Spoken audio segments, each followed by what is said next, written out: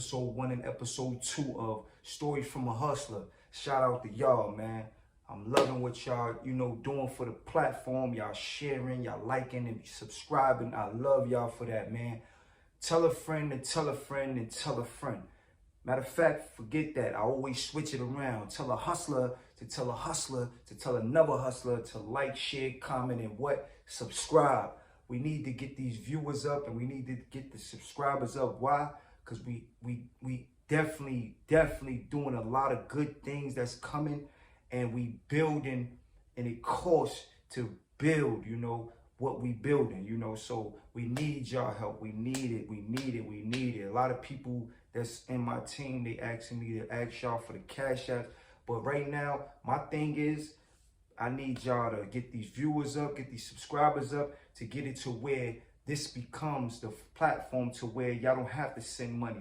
The money is automatically coming through the views and subscribes and everything like that. So I need y'all to really, share, like, and comment and subscribe. I need y'all to do these things.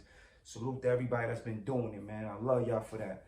But today, Stories from a Hustler is about the first day of getting high and drunk, man. Listen, as y'all know, man, as a kid, as a project kid, and wherever you was at or whatever, as a kid, you would get bored and you would try to find out something to do. And this day was something not to do, kids. Listen, man, trust me, man. I'm from example. I know. I'm a prime example. So when I tell you these things, these are things to make y'all understand this is something not to do. Learn from my experience. Learn from my faults, But, it was one of those days. And, when you out, you and your friends, y'all chilling, y'all start, getting bored. One thing about kids, man, when they get bored, they go off and do wrong, right? But 9 times out of 10 is wrong. And this was one of these wrong days. But before this, it was a time where we would roll up paper, and we would burn paper like we smoking, we smoking a blunt, we smoking, This is what we used to do, and it was like, and it's so funny because it's a lot of things that happened this day that made me understand certain things that I didn't want to do. So, it's just one of those days we chilling and we just vibing. And then, we just on some, yo, let's do this, and one thing led to another, and everybody like, yeah, let's get ahead, let's do it, let's try it. And one thing about the projects, and just one thing about our community, we gonna figure out how to get certain things, and it's so crazy because as a team, we was doing this. We, like, once again, these are the times that we was like 10, 11, 12 years old. So we young-minded. We seeing what we see around us, and we know that it looks cool, but we not knowing it's not cool. So at the end of the day, we doing these type of things, and it is what it is. So this was the day. We got what we needed to get, which was the money. You always gotta have money. We got the money. We got the money up and everything like that. And one of our friends, he was of age, not of age, but he was older than us. You know what I'm saying? He had to be like, and once again, I'm not gonna put names out there because I never want to, put names out there not knowing if they want to be out there. So I don't do that, Now, if they gone, passed away, like I put Veli in there, that's different because, they gone, so I don't like to put people names because I don't know if they want to be a part of that. Now, if they do, that's different. Now, when they come in the comments or anything like that and say, yo, that was me, salute, but one of our friends, they was probably like, if we was 10, 11, 12, they probably was like 15, you know what I'm saying? So at that age, 15, you look 17, 18, you know what I'm saying? So at the end of the day, and it's like we knew how to finesse at a young age, especially with him. He knew how to finesse it in a way he knew how to do things. So he had got the weed for us, you know what I'm saying? He got the smoke for us and everything like that. Then, you know, we was like, yo, while we at it, I don't know who came up with this idea with this one. Like, yo, we should, you know, try to get a bottle, you know what I'm saying, to drink. I don't know who came up with that idea, but I was, you know, I don't remember, it was so long ago with that. But I knew that, you know, we thought about it. All right, boom, we gonna get it. You know, at this time, you would get these bottles for cheap because it was a long time ago. And I ain't gonna tell y'all how long it was because that's just calculating and everything, all types of craziness. But it was a long time ago. So, long story short, you know, we went to go get the bottle. Now, how we got the bottle is, once again, finessing.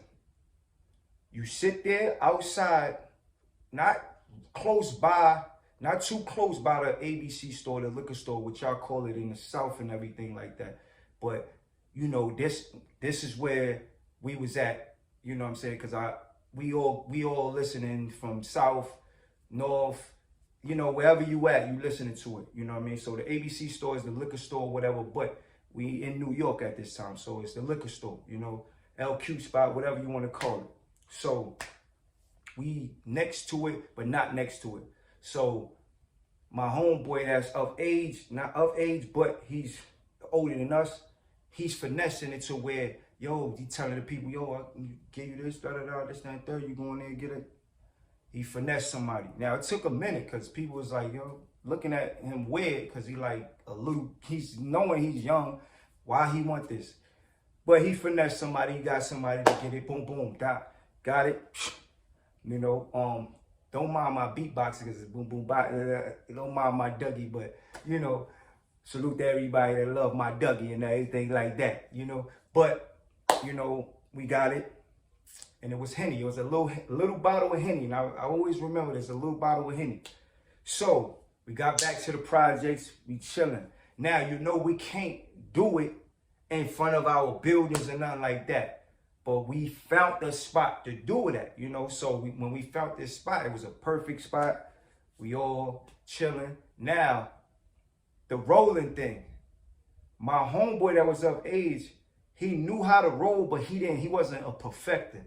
So the rolling was crazy, you know, so we didn't know what we was doing. And it's so crazy because when I look at it, I'm like, damn, like, we really was that young thinking like that. Like at that age, who would have ever thought to finesse somebody to get a liquor bottle, to, you know, learn to just do all this in one at this age, you know? So it's, even him at 15 years old is still not something that you're supposed to be even thinking about, you know. And I always think about that, like how the way of thinking in the projects or in our community to survive or to finesse or to get things that you wanted, you learned it at a young age. You know, 9 times out of 10, when you was outside, you really learned how to, you know, make a way. And it wasn't about you being a greaseball or slime person, because we never was nothing. We was never taught to be that way. That's why now when they call each other slimes and everything like that, I look at them weird, because why you want to be that? Why you want to slime each other out? That's why when things turned around in our projects, I was kind of, you know, confused, because I was like, we wasn't taught like that. We was taught, you know, loyalty. We was taught, you know, to love one another. We was taught to fight for one another. We was taught a lot of things to do with one another. You know, we might have had our disagreements, but we always made sure we got it together. So this era and how things went, I never understood. It confused me to all-time high. But let's go back to the story.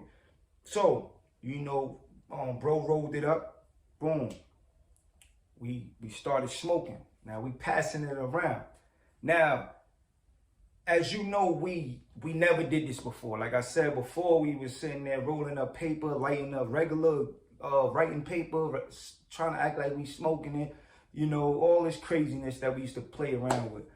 But we passing it around. Now, as we passing it around, we not even realizing we high that much. Because when anybody that knows when they was getting high, they first got high or anything like that. You don't realize you high until it started going around at least like 3 times. So when the third time it came around, it's what you call tweaking. One says one person gotta say one joke that lasts forever. Like the joke, this is how you know when you high. One person said one joke, and the joke was so funny. I don't remember the joke, but I know the joke wasn't that funny to where we was laughing the whole time and still passing around the blunt. Now, meanwhile, we didn't even get to open the bottle yet. So we just smoking and we laughing at this joke as everybody's smoking, and you know it's just a bunch of yo, that's crazy. You just said we doing this. Boom. So all of a sudden, we chilling, we start getting hungry. Now the munchies, as you know, when you getting high, once again, kids, this is something that I'm not glorifying. Y'all don't need to be doing this, but this is something that we've experienced. If you got high and this was your first time getting high, you know what I'm talking about. When the munchies roll in and you feeling like you can eat anything in the world. But what's going on? What happened? Everybody looking in their pockets, bunny ears. Nobody has no money. Why? We just put our money to the weed and liquor. No money. So what a crazy mix to have. You have weed and you have liquor, but you have no money to feed your stomach after, because you don't, nobody told you, nobody explained to you when you get high, when you smoke, when you do all these things, you get hungry. We were so hungry, empty stomach, just touching, but we wanted to get high. I don't know what that was about, but at the end of the day, it is what it is. So we decide, okay, we ain't got no money to get, go to the store or anything like that. Because one thing about us, even if one of us had $5 in our pocket, say if one of us had $5 in our pocket, say if one of us had $2 in our pocket, because at that time, you go to the Chinese restaurant, you get 4 chicken wings with some rice, $2, 2 with some change, whatever. This is a fact, First of all, $4 for $1 was gravy enough for us. We would have split that in half, because we break it in half. Take this. That's how we did it. That's how we rolled in our project. I don't know about nobody else's projects. I don't know about nobody else's hood. But I know for us, if we had $2 in our pocket, we gonna make that last for all of us. You feel me? By breaking chicken and everything like that, just to feed each other. That's how we move. We move just like that. We was swerving like that. Anybody that knows our project or anybody that knows us, period, that's how we move. Everybody want to eat, we all eat. So if anybody had $5 or anything on them, guaranteed we always gonna eat. And that's just how it was, and that's how it is still to this day. That's how we move. But, so then we don't got no money or nothing like that. We go and say, what, we decide, let's pop the bottle. Pop the bottle, boom. Drinking the bottle, drinking. Once again, we not really knowing that we twisted. And this is another thing. We sitting down. Anybody that knows when they get twisted, what's the one rule that you shouldn't do? You shouldn't sit down, because the effect that you're going to have when you get up, woo! And I'm not telling nobody to do these type of things, but that's the rule right there you shouldn't do. You shouldn't sit down, because that effect you're going to have when you get up, you're going to feel all of that dizziness and the world spinning and everything like that, because of the effect that you had when you would sit down and just sitting there still. But, we drinking, sitting down, chilling. Bottle not gone, damn near. Because we feeling it. We feeling like, yo, man, it's hot. It's hot. We hungry. you know, stuff like that. So everything was like, all right, we good. Now what happens? We all get up.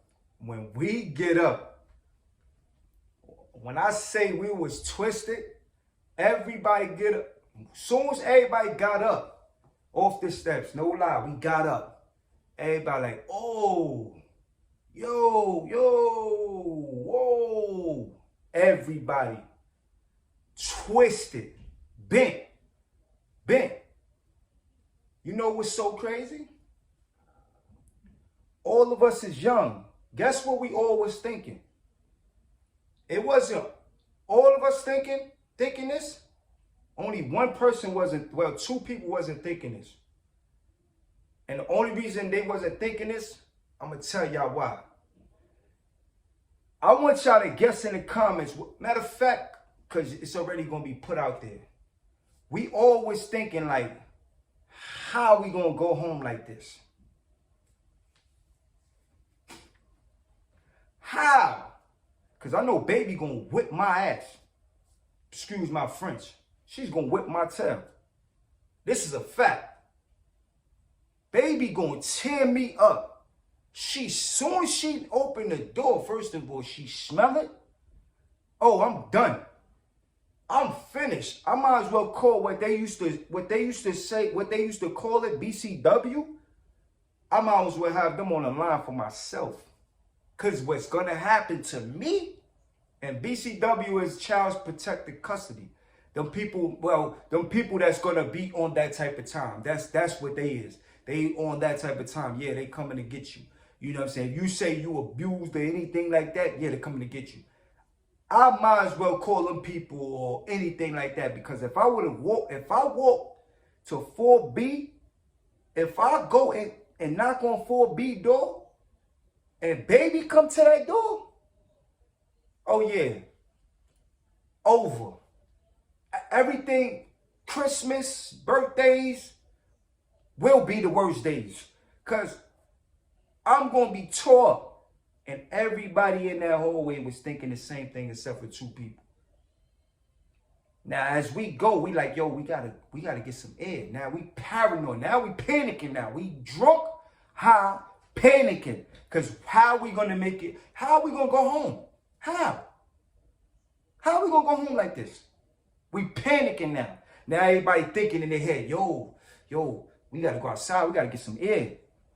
We got to get some air, twisted. It's so crazy. We went by the benches. So the benches that was over there, that was everybody know that you know, everybody sit there, whatever. I'm sitting on the bench, laid out, went to sleep. Yo, I don't even know how long I slept, but I know I slept for a minute, because they said they was saying they was trying to wake me up. I was sleeping there for a minute. It was me and somebody else. I forgot who it was. I was sleeping there for a minute. All I could hear is somebody saying, man, there's no way we're going to be able to bring him to Miss Marie's house. There's no way we're going to be able to bring him to baby house. There's no way. I remember them saying that. So they kept trying to wake me up. I woke up, boom. Now, as I wake up, you know when you've been sleeping for a minute, you wake up with that, you new to the world type stuff? Yeah, I woke up like that for a few. But then I realized once again, paranoid again. Oh, snap, I'm twisted. Yo, how I'm going to make it to my house? Yo, what? Now I'm looking at them like, yo, what I'm going to do? Yo, how I'm going to do? My two of my bros that knew that they could go to the house and they be good, they was like, yo, man, you just going to have to stay with me. I'm like, how? Wow, how I'm going to tell my mother this? How?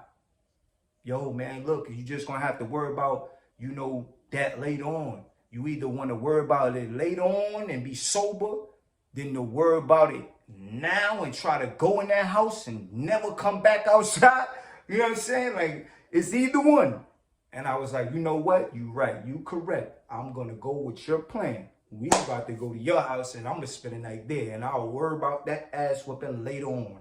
You know what I'm saying? So it was like, yo, you know, like those times made me like, man, you know, this is something that I don't want to do and I don't want to feel, you know, and I didn't even tell y'all that we tried to smoke a cigarette that same day. And that was the day that I knew I was never going to smoke a cigarette. I knew I was never going to do that. Even though I smoked after all that, you know, I didn't drink. I didn't drink. That wasn't my thing.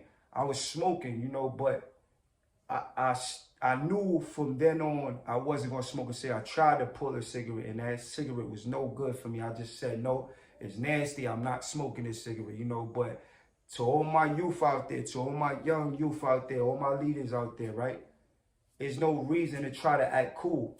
There's no reason to try to find out what's cool, you know, because at the end of the day, you can try to find out what's cool. Just imagine if the person that sold us that weed laced that weed, because at that time that was a real common thing that people was doing.